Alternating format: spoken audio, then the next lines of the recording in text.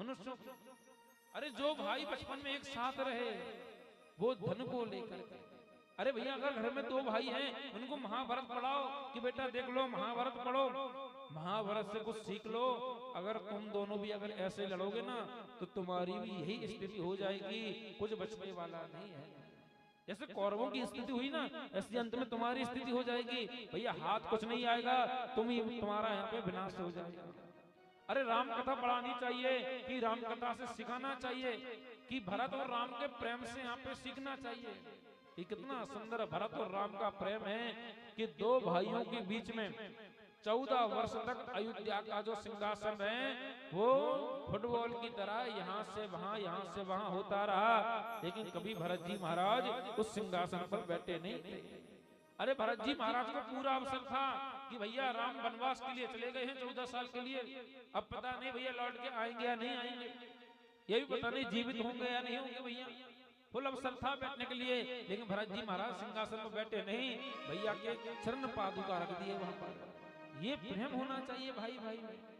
बोले कि आजकल के भाई ऐसे भैया बेकार ऐसे प्रवृत्ति हो गई है कि हमारे एक जजमान है गोयल जी, वो गोयल जी हमसे कहने लगे कि महाराज जी हमें कथा करानी है, राम की कथा करानी है।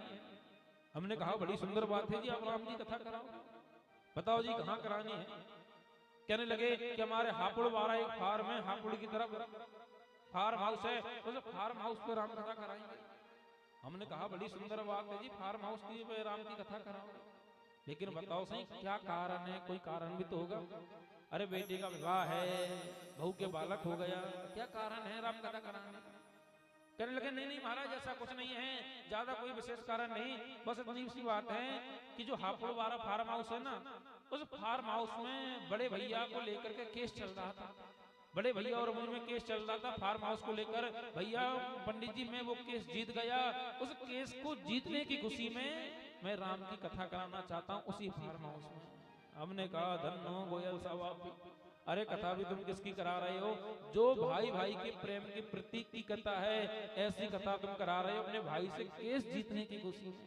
अरे उस कथा से थोड़ा सीख लो कि बड़े भाई के लिए देखो छोटे भाई ने 14 साल तक सिंहासन पर राज नहीं किया और तुम अपने बड़े भाई पे केस करके केस जीत कर तुम उस फार्म हाउस में राम की कथा कराना चाहते हो। ऐसी प्रवृत्ति हो गई है लोगों की।